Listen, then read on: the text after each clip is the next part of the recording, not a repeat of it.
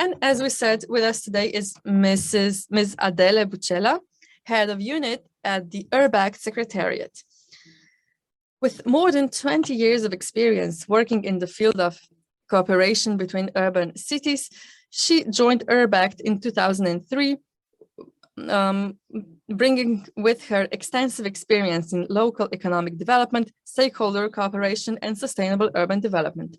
She is enthusiastic about supporting cities in designing and implementing urban strategies and sharing knowledge on the transfer of good practices. The stage is yours, Adele. Welcome.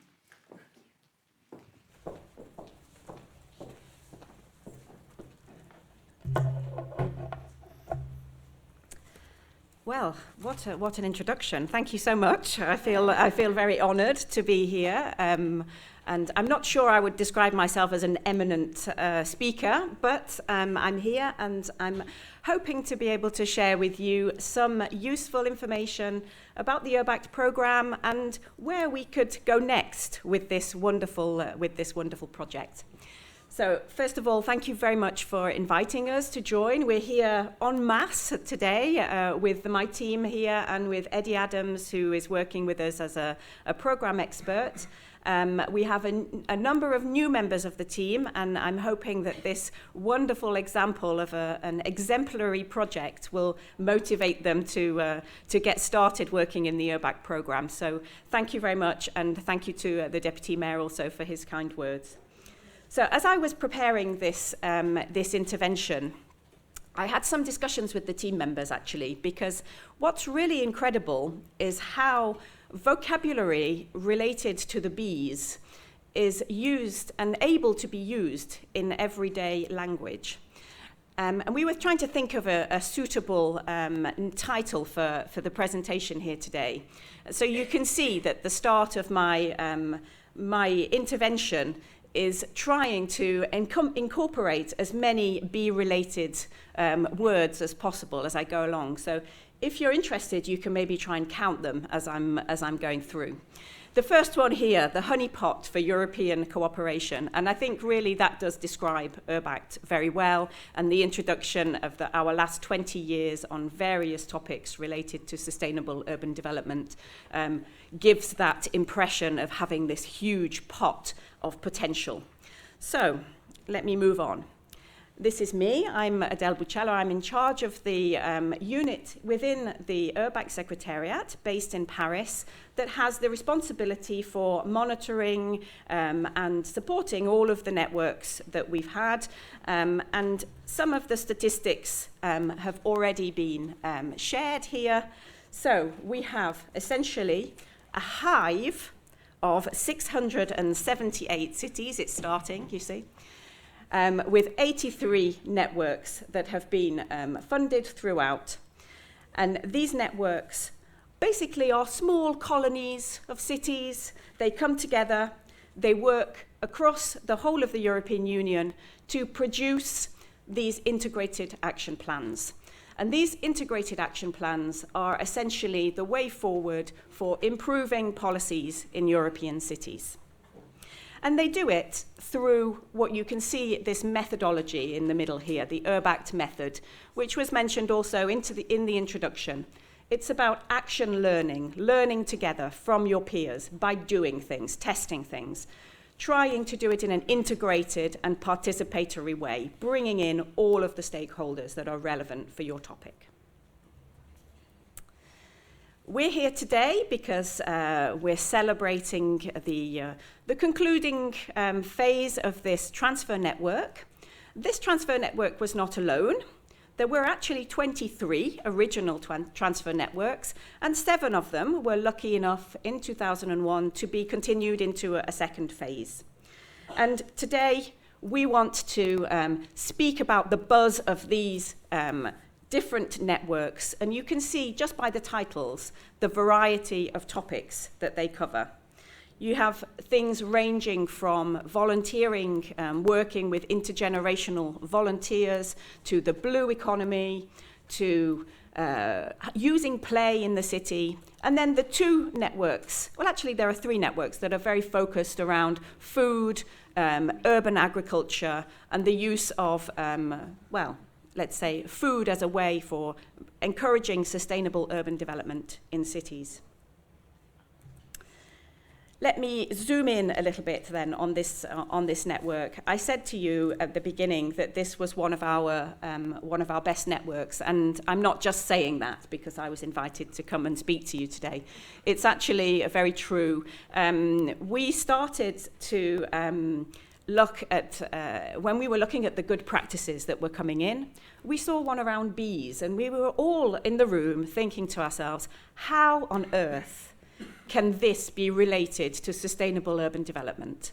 And I think that the local team here have totally proved us to be wrong in terms of our skepticism, because it's clear that wherever you can start with a bee and you can end up with social impact, you can end up with economic impact, environmental impact, and all of this cross-cutting, integrated approach stemming from one small little creature.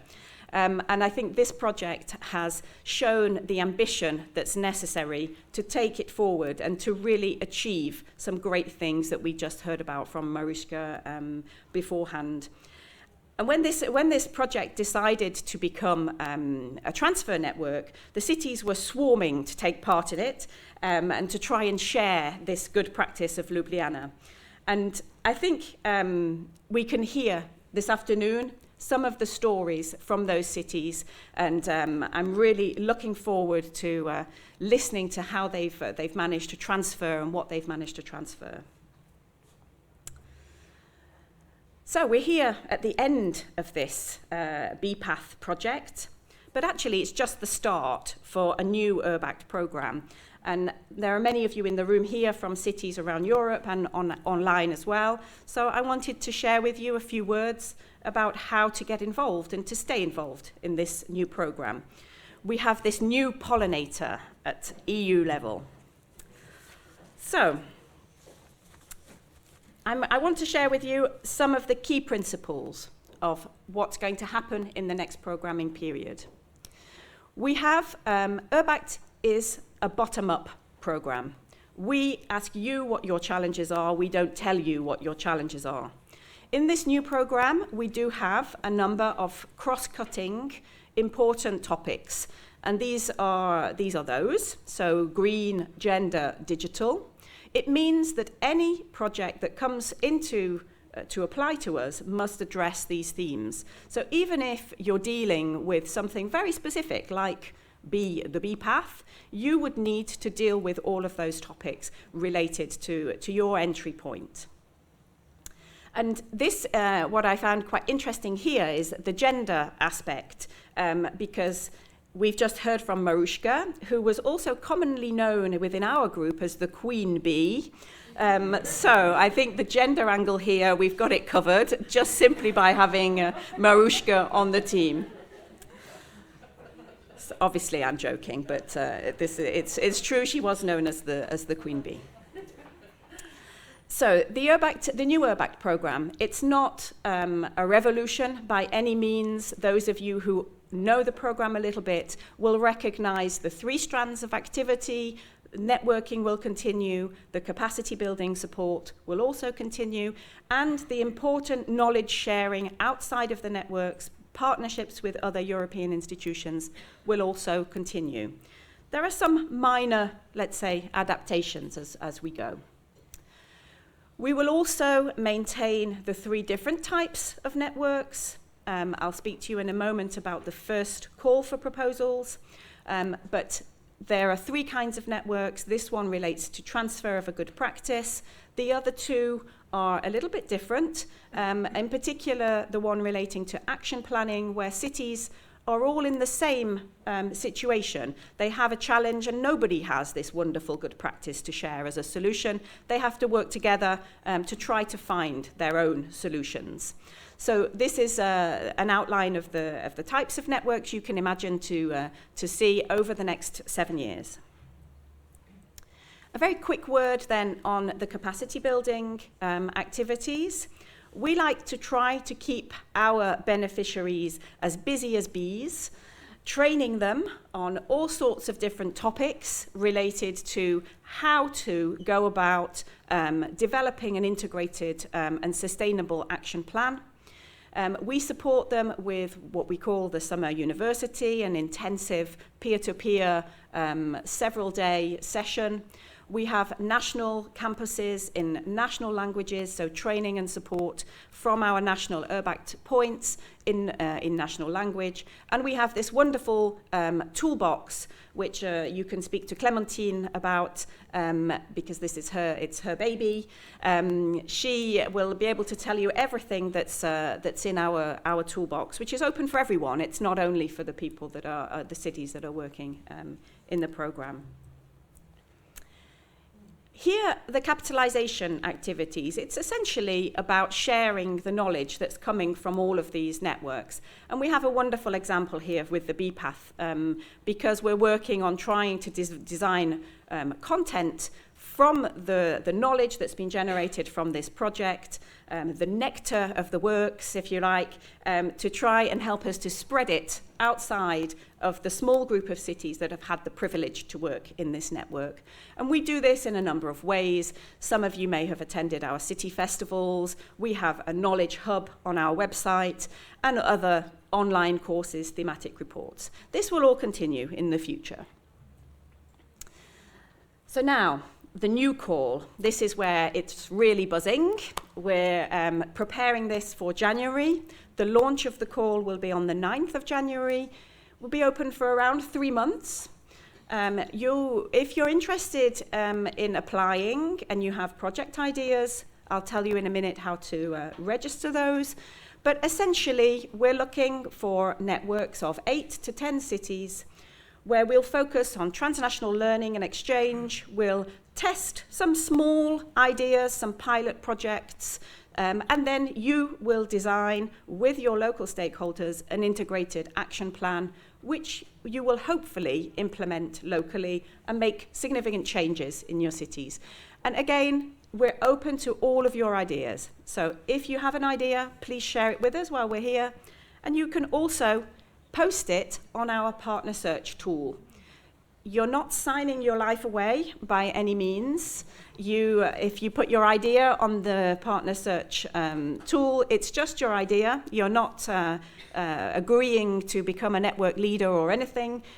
What it can do is give other cities the chance to know what you're working on and try and build up partnerships and relationships.